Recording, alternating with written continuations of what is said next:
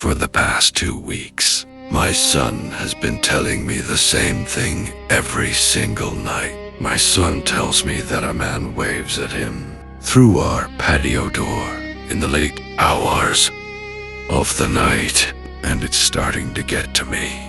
Every night for the past 2 weeks, my son has came running to me saying, "There's a man on our back patio." Of course, every time I go to check with him, there's no one there. He describes this person in detail to me, too. He wears a black hat, a long dark coat, and a pair of leather gloves. He tells me that the man waves to him, and he waves back. I caught him one time just waving through the back door in the kitchen. I looked straight past him through the glass in the door and saw nothing. No man with a hat and long coat, just our dark patio.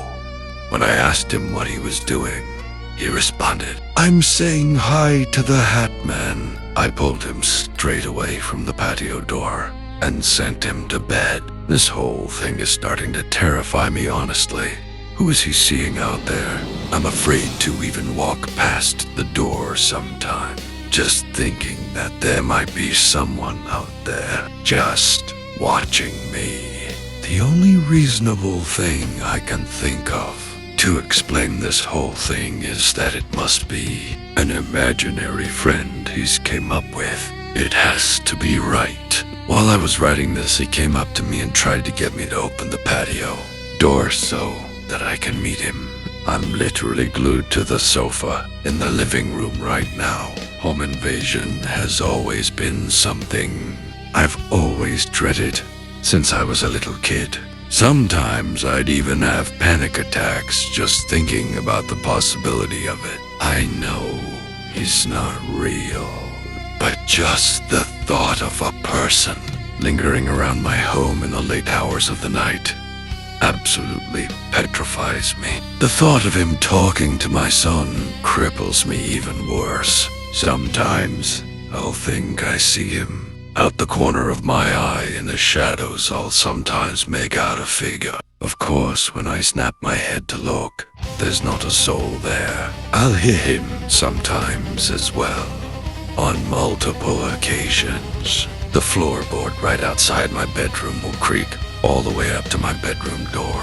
Most of the time, I'm too scared to move. But this one time, I decided to get up and find out what was making the noise. I kept telling myself that it was the house settling, or I was just imagining the noise in my head as I went up to the door. Finally, I swung the door open. There was nothing there, of course. The hut man isn't real after all. Since it was already about 5 a.m., I didn't even bother trying to get back to sleep.